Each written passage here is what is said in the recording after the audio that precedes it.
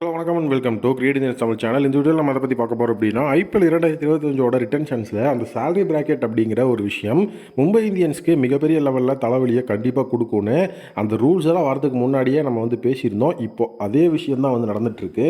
இப்போ நம்மளுடைய எஸ்ஆர்ஹெச்சோட farmer coach Tom Modi ஒரு மிகப்பெரிய ப்ராப்ளம் என்ன அப்படிங்கிறத வந்து அட்ரஸ் பண்ணியிருக்கிறாரு. ஸோ யாருக்கு அப்படின்னு பார்த்தீங்கன்னா இப்போது எம்ஐயோட கரண்ட் கோச்சாக இருக்கிற மார்க் கோச்சிற்கு. ஸோ டாம் மோடியை பொறுத்த வரைக்கும் எஸ்ஆர்ஹெச்சோட ஃபார்மர் கோச் அவர். ஸோ ஐபிஎல்லில் கோச்சிங் ஸ்டிண்ட் அப்படிங்கிறதும் இருந்திருக்காரு. ஸோ அவருக்கு வந்துட்டு அந்த ரிட்டன்ஷன் அப்படிங்கிற விஷயம் எல்லாமே வந்துட்டு அவருடைய டீமில் இருக்கும்போது அவர் வந்து எல்லாமே பழக்கப்பட்டது தான். அந்த salary bracket அப்படிங்கிறதுல இப்போ மும்பை இந்தியன்ஸுக்கு ப்ராப்ளம் இருக்குன்னு அவர் என்னெல்லாம் அட்ரஸ் பண்ணியிருக்காரு, அவர் என்ன விதமான ஐடியாஸ்லாம் வந்துட்டு மும்பை சைடில் கொடுத்துருக்கிறார் அப்படிங்கிறத பார்க்க போகிறோம். ஸோ ஃபஸ்ட்டு வந்துட்டு மும்பை இந்தியன்ஸை பொறுத்த வரைக்கும் அவங்கக்கிட்ட வந்துட்டு full and full Overseas players அப்படிங்கிற ரிட்டன்ஷன் இல்லைனாலுமே ப்ரைமரியாக இந்தியன் பிளேயர்ஸ் எல்லாத்தையுமே ரீட்டைன் பண்ணுற சுச்சுவேஷனில் தான் இருக்காங்க.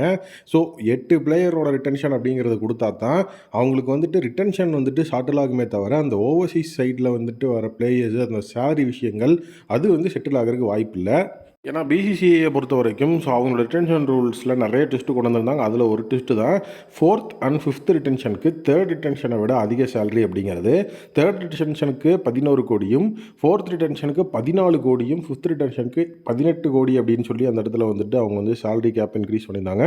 ஃபஸ்ட் ரிட்டன்ஷனுக்கு 18, செகண்ட் ரிட்டன்ஷனுக்கு 14 அப்படிங்கிறது வந்துட்டு இப்போது அந்த இடத்துல இருக்குது. ஸோ ஐபிஎல் 2025 கேப்டன் அப்படிங்கிற முறையில் வந்து பார்த்திங்கன்னா ஹர்திக் பாண்டியா பிரைமரி ரிட்டன்ஷனில் இருப்பார். 18 crores அப்படிங்கிற சேலரி அப்படின்னு சொல்லி அந்த இடத்துல நம்மளே முடிவு பண்ணி வச்சுருந்தோம். பட் ஆனால் வந்துட்டு இப்போ மும்பை இந்தியன்ஸ் பும்ராவை ஃபஸ்ட் டென்ஷனாக கொண்டு வர மாதிரியும் ஒரு சில விஷயங்களை பேசிக்கிட்டு இருக்கிறாங்க. சூரியகுமார் யாதவுக்கும் சேலரி இன்க்ரீஸ் அப்படிங்கிறது கொடுக்க போகிறதாகவும் பேசப்பட்டு வருது. ஈவன் இப்போ டாம் மோடி என்ன சொல்லியிருக்காருன்னா டீமுக்குள்ளே இருக்கிற ப்ராப்ளம் கண்டிப்பாக டாப் 5ல் யார் இருக்க போகிறா அப்படிங்கிறதுல இருக்கும்.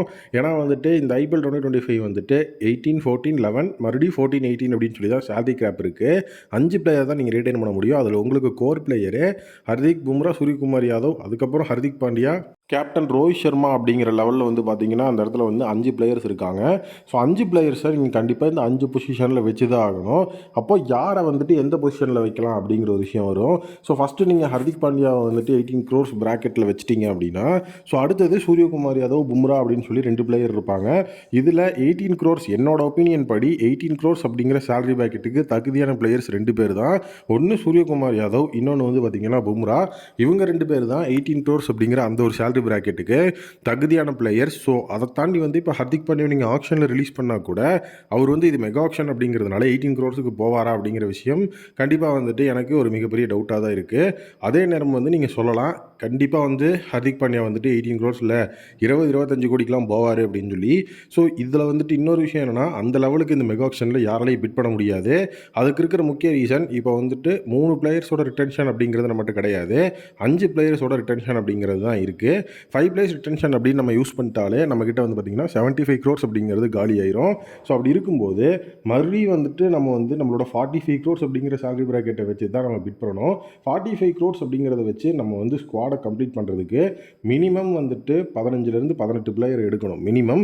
ஸோ அப்போது நீங்கள் 25 கோடி அப்படின்னு சொல்லி அந்த இடத்துல ஒரு பிளேயருக்கு மட்டும் நீங்கள் போடுறீங்கன்னா அது லாஜிக்கே இல்லாமல் போகும். அதனால் நீங்கள் ஹர்திக் பாண்டியாவை ரிலீஸ் பண்ணால் கூட அவர் வந்து 18 crores போகிறதுக்கு வாய்ப்பு இல்லை. ஆக்ஷனோட லாஜிக் அப்படிங்கிறத கண்டிப்பாக இந்த இடத்துல மும்பை இந்தியன்ஸ் புரிஞ்சு செயல்பட்டாங்கன்னா அவங்களுக்கு நிறைய பெனிஃபிட் இருக்குது அப்படிங்கிறத இந்த இடத்துல அவர் சொல்லியிருக்கிறாரு. ஸோ அவர் சொன்னதுக்கப்புறம் தான் ஒரு சில விஷயங்களை நானும் போய் அனலைஸ் பண்ணேன். ஸோ அவர் சொன்ன அந்த ஒரு விஷயம் அதாவது வந்து என்ன அப்படின்னா இப்போ ஒரு டீம் 5 பிளேயரை வந்துட்டு டென்ஷன் அப்படிங்கிறதுக்குள்ளே கொண்டு வந்தால் அவர் சொன்ன மாதிரி 75 crores வந்து ஸ்பெண்ட் ஆயிரும். 75 crores ஸ்பெண்ட் ஆகும்போது மறுபடியும் ஒரு பிளேயருக்கு நம்ம 20 கோடி வரைக்கும் பிட் பண்ணுவோம் அப்படின்னா ஸோ கண்டிப்பாக அந்த இடத்துல அது லாஜிக் அப்படிங்கிறதே இல்லாமல் தான் இருக்குது. ஸோ ஹர்திக் பாண்டியா வந்துட்டு கண்டிப்பாக 18 crores வந்துட்டு ரிட்டன்ஷன் லெவலில் அவர் வந்துட்டு தகுதி இல்லை அப்படிங்கிற மாதிரியும் சொல்லியிருக்கிறாரு. ஏன்னா அந்த இடத்துல வந்து ஸோ மும்பை இந்தியன்ஸ்லேயே லாங் டேர்மாக இருக்கிற பிளேயர்ஸ்னால் சூரியகுமார் யாதவ் அண்ட் பும்ரா லாங் டேர்மாக இருக்கிறது மட்டும் இல்லாமல் கன்சிஸ்டண்ட்டான பெர்ஃபார்மன்ஸ் அப்படிங்கிறதையும் கொடுத்துட்ருக்காங்க. ஸோ அவங்களுக்கு தான் அந்த 18 crores சேலரி அப்படிங்கிறது போகணும். ஸோ அதுதான் வந்துட்டு மும்பை இந்தியன்ஸுக்கு எஃபெக்டிவான விஷயமாகவும் இருக்கும். ஏன்னா இதுக்கப்புறம் எப்படி இருந்தாலுமே அந்த இடத்துல வந்துட்டு இவங்க வந்து வேறு டீமுக்கு போகிறதுக்கு சான்சஸ் கிடையாது. அதே நேரம் ஹர்திக் பாண்டியா ஆல்ரெடி மும்பை இந்தியன்ஸ்லேருந்து ஜிடிக்கு போயிட்டு ஜிடியிலேருந்து மறுபடியும் மும்பைக்கு மறுபடியும் வந்துட்டு அவர் எங்கே வேணாலும் போகிறதுக்கு சான்ஸ் இருக்கா இல்லையா அப்படின்னு நீங்களே யோசிச்சு பாருங்க. அது ஒரு ட்ரையாங்கிள் தான். ஸோ இப்போது ஹர்திக் பாண்டியாவோட சேலரி அப்படிங்கிறது தான் ஃபஸ்ட்டு விஷயம். ஏன்னா அவரை 18 crores ரீட்டைன் பண்ணிட்டாங்க அப்படின்னா 5th ரிட்டென்ஷனில் 18 crores அப்படிங்கிற ப்ராக்கெட்டில் ஒருத்தரை தான் ரீட்டைன் பண்ண முடியும். அந்த ஒருத்தர் யாருங்கிறத டிசைட் பண்ணணும். அந்த ஒருத்தர் யாருன்னு டிசைட் பண்ணதுக்கப்புறமா 14 crores அப்படிங்கிற சேலரி இருக்கும். ஸோ அந்த இடத்துல வந்துட்டு இப்போ அவங்க பண்ணணும் அப்படின்னா ஹர்திக் பாண்டியா 18 crores பும்ரா 18 crores பண்ணிவிட்டு மறுபடியும் அந்த 14 crores சூரியகுமார் யாதவ் அண்ட் வந்துட்டு ரோஹித் சர்மா அப்படிங்கிற மாதிரி யாரையாவது அந்த இடத்துல பண்ணலாம். ஸோ இது வந்துட்டு கொஞ்சம் எஃபெக்டிவான ஒரு விஷயமா இருக்கும். பட் ஆனால் வந்துட்டு இந்த இடத்துல டாம் மோடி என்ன சொல்லியிருக்காருன்னா, நீங்கள் 18 crores அப்படிங்கிறதுல சூரியகுமார் யாதவ் பும்ராவை ரீட்டைன் பண்ணிக்கோங்க. 11 crores அப்படிங்கிற சேலரி பிராக்கெட் அப்படிங்கிறது இருக்கட்டும். பட் ஆனால் 14 crores அப்படிங்கிற அந்த ஒரு சேலரி தான் கரெக்டாக எஃபெக்டிவான சேலரி ஃபார் ஹர்திக் பாண்டியா. அவருக்கு 14 கோடி அப்படிங்கிறது தான் கரெக்டாக இருக்கும், எஃபெக்டிவாக இருக்கும் அப்படிங்கிற மாதிரி சொல்லியிருக்காரு. ஸோ ஹர்திக் பாண்டியாவை பொறுத்த வரைக்கும் அவர் ஃபியூச்சர் பிளேயர் அப்படிங்கிறத தாண்டி நல்ல ஒரு ஃபார்மில் தான் இருக்கிறாரு. பட் ஆனால் இப்போ டாம் மோடி 14 crores அவருக்கு கொடுக்குறது தான் எஃபெக்டிவாக இருக்கும்.